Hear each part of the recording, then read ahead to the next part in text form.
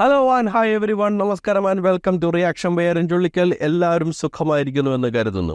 Olivia designs കുറേ നാളുകൾക്ക് മുമ്പ് നമുക്ക് പരിചിതമായ ഒരു പേരാണ്. അതുമായിട്ട് ബന്ധപ്പെട്ടുള്ള വിവാദങ്ങൾ നടക്കുന്ന സമയത്താണ് ഞാൻ ഈ റിയാക്ഷൻ വീഡിയോ ആക്റ്റീവായിട്ട് തുടങ്ങുന്നത്. ഒലിവിയ ഡിസൈൻസിൽ ജോലി ചെയ്തിരുന്ന സ്റ്റാഫുകൾ അവരനുഭവിച്ചിരുന്ന ചൂഷണം, തൊഴിലിടങ്ങളിലെ പ്രശ്നങ്ങളൊക്കെ നമ്മൾ വിഷയമാക്കുകയും അതിനെക്കുറിച്ച് സംസാരിക്കുകയും ഈ ഒലിവിയ ഡിസൈൻസിനെ വിമർശിക്കുകയും ചെയ്തിരുന്നു. അതിനുശേഷം ഈ കൺസേൺഡ് ആയിട്ടുള്ള സ്റ്റാഫ് ലീഗലായിട്ട് മുന്നോട്ട് പോകുന്നു എന്നറിഞ്ഞിടത്താണ് നമ്മൾ ആ ഡിസ്കഷൻസ് അവസാനിപ്പിച്ചത്. പിന്നീടുള്ള അപ്ഡേറ്റ്സ് ഒന്നും അറിഞ്ഞിട്ടില്ല. വളരെ റീസെൻ്റ് ആയിട്ട് ഒലിവിയ ഡിസൈൻസ് വീണ്ടും ജോബ് ഓഫറുമായിട്ട് മുന്നോട്ട് വന്നിരിക്കുകയാണ്. ആ സംഭവമാണ് റിയാക്ഷൻ വേണ്ടി എടുത്തിരിക്കുന്നത്. പക്ഷേ ആ വീഡിയോ ഞാനിവിടെ റിയാക്ഷൻ വേണ്ടി ഉപയോഗിക്കുന്നില്ല. അതിനുള്ള കാരണം ഞാൻ പിന്നീട് പറയാം. ഈ വീഡിയോയിൽ രണ്ട് കാര്യങ്ങളാണ് നമ്മൾ ചർച്ച ചെയ്യുന്നത്. ഒന്ന്, ഇവർ നൽകിയിരിക്കുന്ന ജോബ് ഓഫർ, അത് ഒന്ന് സ്ക്രൂട്ടനൈസ് ചെയ്ത് നോക്കുക. രണ്ട്, ഈ ജോബ് അഡ്വർടൈസ്മെന്റുകളുടെ അവിടെ ഇന്റർവ്യൂ അറ്റൻഡ് ചെയ്യാൻ പോകുന്നവരോ അല്ലെങ്കിൽ അവിടെ ജോബ് ആക്സെപ്റ്റ് ചെയ്യാൻ പോകുന്നവരോ ആയിട്ടുള്ളവർക്ക് അവർക്ക് നൽകാനുള്ള ചില മുന്നറിയിപ്പുകൾ, അതാണ് ഈ റിയാക്ഷൻ വീഡിയോയിൽ ഉൾപ്പെടുത്തിയിരിക്കുന്നത്. അപ്പോൾ ആദ്യത്തെ ഭാഗത്തിൽ നമുക്ക് അവരുടെ ജോബ് ഓഫർ ഒന്ന് അനലൈസ് ചെയ്ത് നോക്കാം. ഈ ജോബ് ഓഫർ സ്റ്റാർട്ട് ചെയ്യുന്നത് ഈ വീഡിയോ ഷെയർ ചെയ്ത് കഴിഞ്ഞാൽ, അതായത് ഈ ജോബ് ഓഫറിനെ കുറിച്ചുള്ള വീഡിയോ ഷെയർ ചെയ്ത് കഴിഞ്ഞാൽ 10 കുർത്തി സമ്മാനമായി ലഭിക്കും എന്ന് പറഞ്ഞതുകൊണ്ടാണ്. അതുകൊണ്ട് തന്നെയാണ് ഞാൻ ഈ വീഡിയോ എടുത്ത് ഷെയർ ചെയ്യാത്തത്. കാരണം എനിക്ക് ആ 10 കുർത്തിയുടെ ആവശ്യമില്ല. പിന്നീട് എനിക്കറിയാൻ ആഗ്രഹമുള്ളൊരു കാര്യം, നിങ്ങളുടെ ഒരു ഇന്റർവ്യൂ ഉണ്ടെന്ന വാർത്ത കേൾക്കുമ്പോൾ ആയിരക്കണക്കിന് 10,000-കണക്കിന് ആളുകളാണല്ലോ ഓടിക്കൂടിയിരുന്നത്.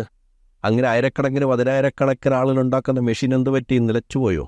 അതല്ല, നമ്പർ 1 ആയിരുന്ന സ്ഥാപനം നമ്പർ 2-ലേക്കോ 3-ലേക്കോ പോയോ? അതുകൊണ്ടാണോ ഇപ്പോൾ ആളുകൾ കിട്ടാത്തതും? ഇതുപോലെ ഒരു രസകരമായ അഡ്വർടൈസ്മെന്റ്, പല രീതിയിലുള്ള അഡ്വർടൈസ്മെന്റ് നമ്മൾ കണ്ടിട്ടുണ്ട്. പക്ഷേ ഒരു ജോബ് ഓഫറിനെ കുറിച്ചുള്ള പരസ്യം ഷെയർ ചെയ്ത് കഴിഞ്ഞാൽ 10 കുർത്തി സമ്മാനം കൊടുക്കുമെന്ന് പറയുന്ന സംഭവം ആദ്യമായിട്ട് കേൾക്കുകയാണ്. നമ്മൾ സ്ഥാപനത്തിൽ ജോലി ചെയ്തുകൊണ്ടിരിക്കുകയാണെന്നുണ്ടെങ്കിൽ അവിടെ മറ്റൊരാളെ റെഫർ ചെയ്യണമെന്നുണ്ടെങ്കിൽ നമുക്ക് റെഫറൽ ബോണസ് കിട്ടും. അതിനെക്കുറിച്ച് കേട്ടിട്ടുണ്ട്. പക്ഷേ ഈ ഒരു സംഭവം ഞാൻ ആദ്യമായിട്ട് കേൾക്കുകയാണ്. എനിക്ക് തോന്നുന്നു ഇത്തരത്തിലുള്ള റിയാക്ഷൻ വീഡിയോയും സോഷ്യൽ മീഡിയയിലെ പ്രതികരണം വന്ന ശേഷം ആളുകൾ കുറെ കോൺഷ്യസ് ആണ് ഇവിടെ ജോബ് ആക്സെപ്റ്റ് ചെയ്യുന്നതിൽ. അതൊക്കെ തന്നെയാണ് ഒരു തരത്തിൽ ഈ റിയാക്ഷൻ വീഡിയോയുടെ ഗുണമെന്ന് പറയുന്നത്. ആളുകളെ ബോധവൽക്കരിക്കുക. പല വിഷയങ്ങളെക്കുറിച്ചും ആളുകൾക്ക് അറിവില്ലായ്മ ഉണ്ടാകാം. ആ അറിവില്ലായ്മ പരിഹരിക്കാനുള്ള ശ്രമങ്ങൾ കൂടെയാണ് റിയാക്ഷൻ വീഡിയോയിലൂടെ ചെയ്യുന്നത്. അല്ലാതെ എല്ലാവരും പറയുന്നത് പോലെ ഒരു പണിയില്ലാതെ വന്നിരിക്കുന്നു, കാശുണ്ടാക്കാൻ നോക്കുന്നതല്ല ഈ സംഭവം എന്നുകൂടി മനസ്സിലാക്കുക. ആ ഒരു പാർട്ട് കഴിഞ്ഞാൽ പിന്നീട് സംസാരിക്കുന്നത് ഈ ജോബിന്റെ ട്രാക്ഷൻസിനെ കുറിച്ചാണ്.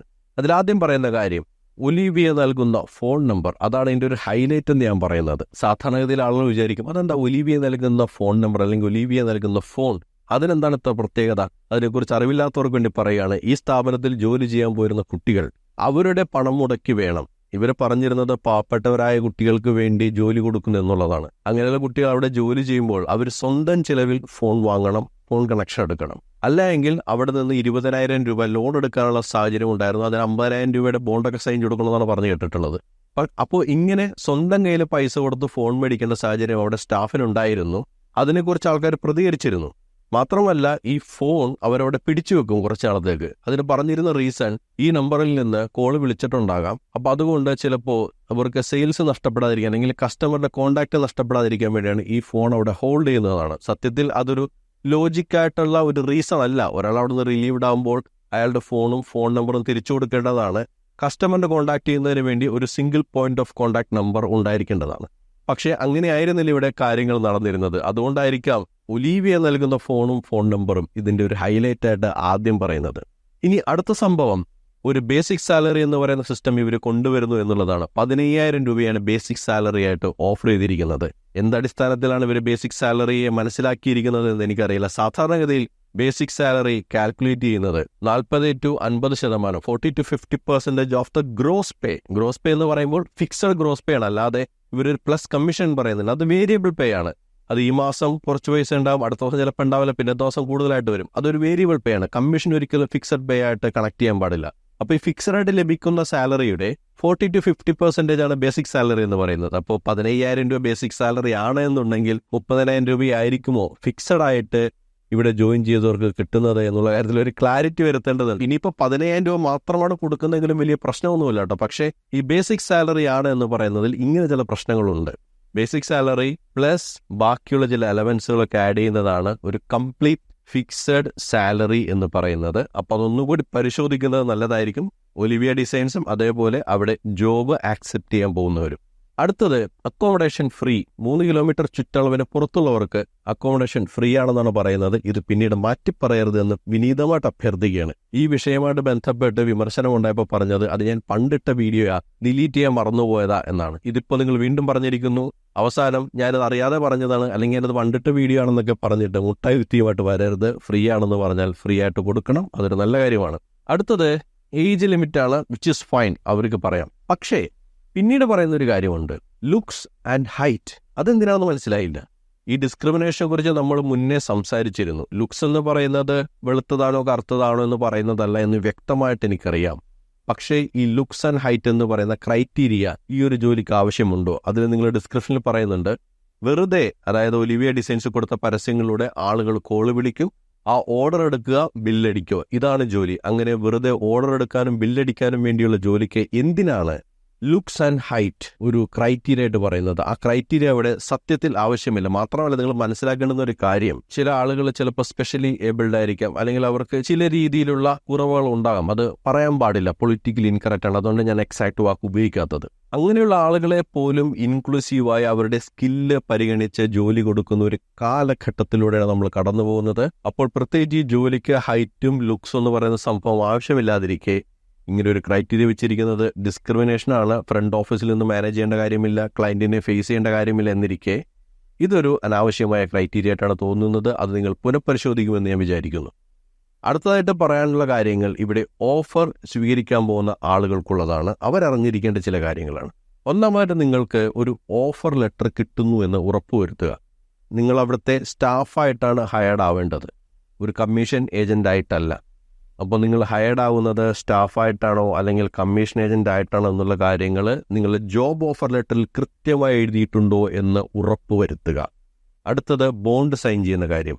സത്യത്തിൽ അത് ബോണ്ട് സൈൻ ചെയ്യാൻ പാടില്ല എന്നുള്ളതാണെങ്കിൽ കൂടിയും പല സ്ഥാപനങ്ങൾ തുടരുന്നുണ്ട്. അത്തരം സാഹചര്യത്തിൽ ശ്രദ്ധിക്കേണ്ടുന്ന ഒരു കാര്യം, നിങ്ങൾ സൈൻ ചെയ്തിരിക്കുന്ന ബോണ്ടിലെ ടേംസ് ആൻഡ് കണ്ടീഷൻസ് വായിച്ച് മനസ്സിലാക്കുക എന്നുള്ളതാണ്.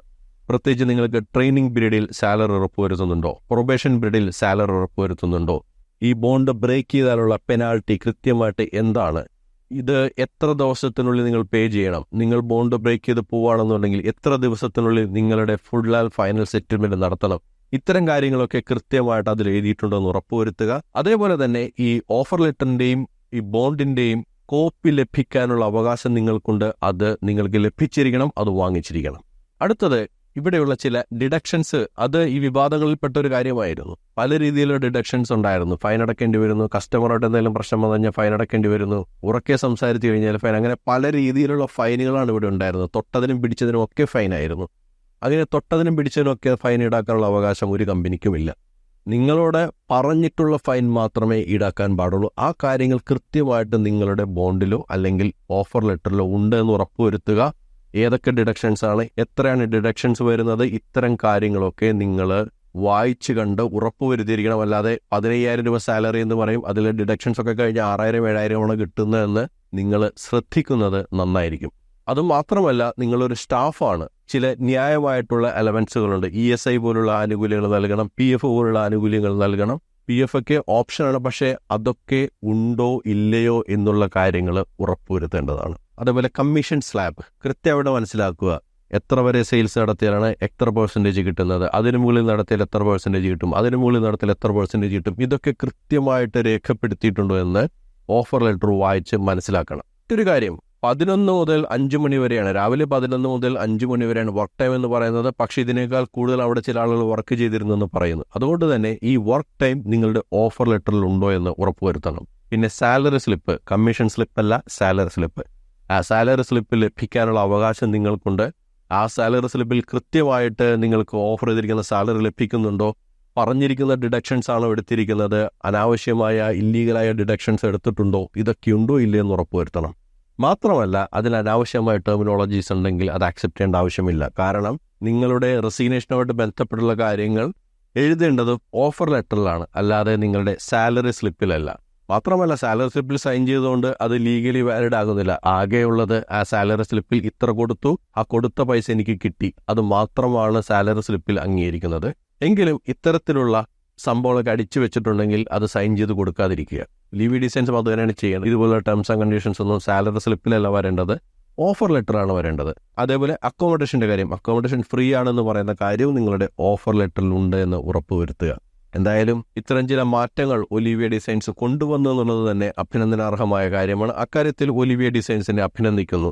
മംഗലശ്ശേരി നീലകണ്ഠനും മുണ്ടയ്ക്കൽ ശേഖരനും പ്രായമായ സമയത്ത് കണ്ടുമുട്ടുമ്പോൾ ഈ നീലകണ്ഠൻ ശേഖരനോട് പറയുന്നൊരു ഡയലോഗുണ്ട്, നിന്റെ വാക്കിന് ശുദ്ധി വന്നിരിക്കുന്നു. അതേപോലെ തന്നെ നമ്മുടെ ഒലിവിയ ഡിസൈൻസിന്റെ ജോബ് ഓഫറിനും ചില ശുദ്ധിയൊക്കെ വന്നിരിക്കുന്നു, ചില ശുദ്ധീകരണങ്ങളൊക്കെ നടന്നിരിക്കുന്നു. വളരെ നല്ല കാര്യമാണ്.